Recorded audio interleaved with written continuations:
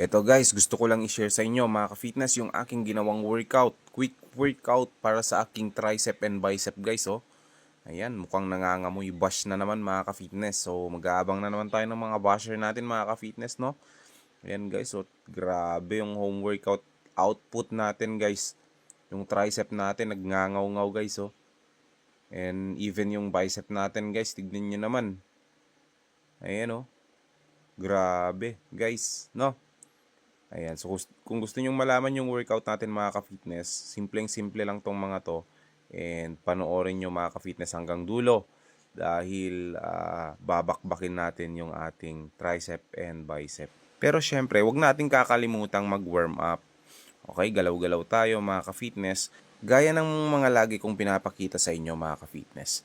Dahil mahalaga ang pagwa-warm up or pagpapainit ng ating katawan para sa ganon ay malesen yung possibility na ma-injury tayo. At ang first workout mga ka-fitness na aking ginawa ay tricep workout, okay? So ang tawag ko dito mga ka-fitness ay tricep push-up overhead mga ka-fitness, okay? Ayan yung tinatawag kong tricep push-up overhead.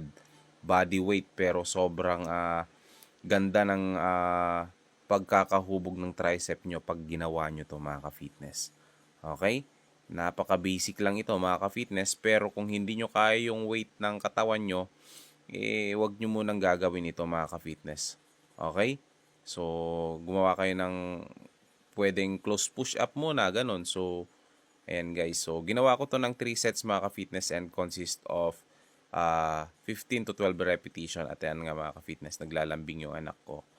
Ayan, so mahalaga rin yan mga ka-fitness, no? Huwag natin kakalimutan din mag-ensayo ng mag-ensayo tapos hindi na natin nilalambing yung mga anak natin, okay?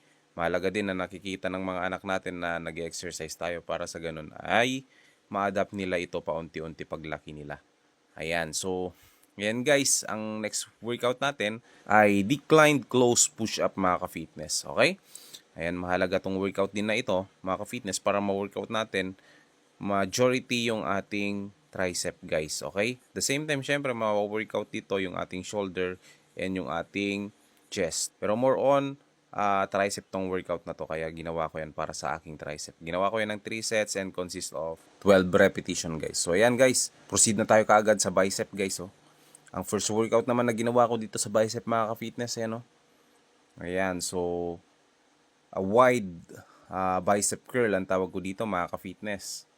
Ayan, magandang workout ito mga ka-fitness para sa ating inner bicep. Huwag niyong kakalimutan pag more on wide grip, papasok yan sa inner muscle ng ating bicep. Pag close grip, sa outer muscle ng ating bicep. Okay? So naka 8 repetition lang ata ako dito mga ka-fitness dahil medyo mabigat yung ating binabicep curl. At ginawa ko to ng 3 sets guys. Mas mahalaga din kasi yung mabigat tapos kaunti lang yung repetition mga ka-fitness or unti-unting nag-i-increase tayo ng weights tapos kahit konti lang yung ating repetition. Goods na goods yun mga ka-fitness. Okay? And next workout mga ka-fitness para naman sa ating outer bicep and at the same time para sa ating forearm mga ka-fitness. Ayan. So, ang tawag ko dito hammer curl. Ayan. So, kung wala kang dumbbell o hindi problema yan, gawin mong parang dumbbell yung iyong galon. Okay? Para ma-workout mo yung iyong bicep. Yan lang mga ka-fitness. Kahit galon lang yung gamit natin nagagawa pa rin nating mag-ensayo guys. Okay?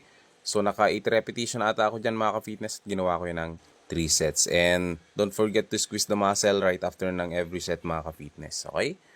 And next workout mga ka-fitness para sa ating outer bicep pa rin mga ka-fitness, no? Ayan, so close bicep curl mga ka-fitness.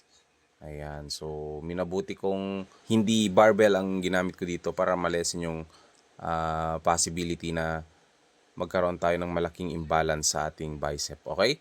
So ginawa ko to mga ka-fitness, no? Ng 7 to 8 repetition ata. So nagpahinga ako ng konti and nag-add ako ng additional 1 para ma-hit ko yung rep range ko.